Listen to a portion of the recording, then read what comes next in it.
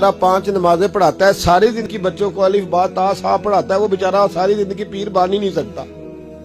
पीर उसने ही बनना है जिसने 1.5-2 महीने गुस्ल नहीं करना, उसी ने बनना है जिसने कुछ 4-5 किलो लोहा उठा लेना है। कोई म्यार बनाओ। शेखुल हदीस ऐसे हैं जिनको मैं जानता हूं, बेचारों की बेटियों की शादियां नहीं हो सकी, पैसे कोई नहीं, और तुमने गवैये और नाथ खां अमीर कर दिए, जो जाके गवैयों के पास सोर सीधी करके तपला सरंगी पे वो तुमने अमीर कर दिए, करोड़पति कर दिए। वो जाली पीर जो दुआ तक नहीं जिसे मांगनी आती, वो खरबपति है। और मस्जिद का इमाम बेचारा रो रहा है कि चलो कहीं से पैसे आ जाए तो मैं भी बच्ची की कहीं निस्बत कर दूं। मेरे अपने शहर की बात है, एक बड़ा कीमती बच्चा जामिया निजामी में पढ़ता था, उसके वालिद साहब आलिम थे, और बच्चा मेरे साथ बड़ी मोहब्बत थी।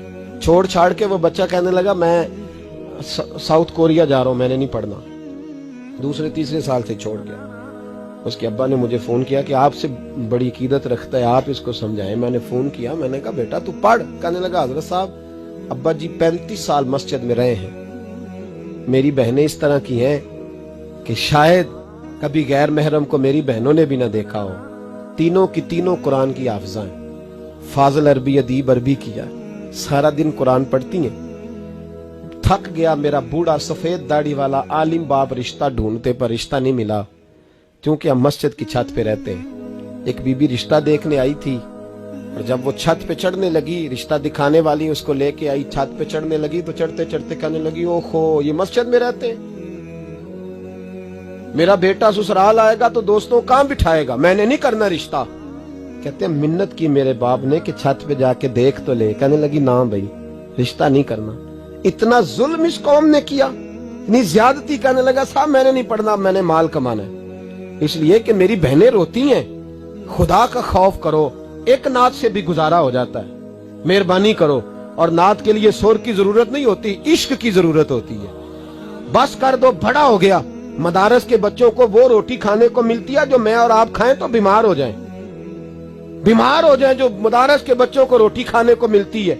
और इनको जिस तरह इनका इस्तेसाल किया जाता है, लाइनों में लगा के इन्हें खैरात की तरह खाना दिया जाता है, और जो इन बेचारों का अशर होता है, 100 रुपया खत्म के बाद जब चौधरी साहब देते हैं तो 200 वो बातें भी सुनाते। ये जुल्म कर रहे हो।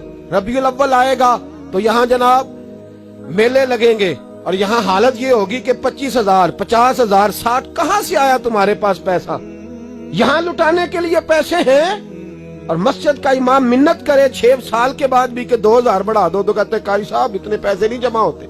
ये पैसा कहां से आता है? खुदा का वास्ता, ये भी मेरे आला हजरत का पैगाम है, इसको भी सुनो। आला हजरत से जब कहा गया ना हमारे तो अल्लाह खैर करे नाथ खां और मैं वो कोई पैसे फेंकने आते हैं महफिल में तो मना करता हूँ। क्यों? इसलिए कि जब दथियों वाले पैसे लेके आते हैं ना मस्जिदों में और महफिलों में, तो फ्रंट सीटें फिर दथियों वालों के हाथों में होती है। गरीब महफिल मिलाद में भी छुप के बैठता है पीछे, और नाथ खां भी याद कर लेता है कि ज्यादा नोट किसने पकड़े हुए, ज्यादा नोट किसके हाथ में। वो फिर कहता है हाजी साहब है शेर तुहाडी नजर जे। मैं क्या बदबख्ता, नबी पाक दे नां दा शेर भी बंदे दी नजर हो सकता है, जिसमें हुजूर की तारीफ हो रही हो, बंदे की नजर किस तरह हो गई? शर्म करो, डरो अल्लाह ताला। सिर्फ दौलत की खातर ये भी फिक्र रजा है, करूं मद है अहले दुवल रजा, मैं करूं मद है अहले दुवल रजा, पड़े इस बला में मेरी भला, मैं गदा हूं अपने करीम।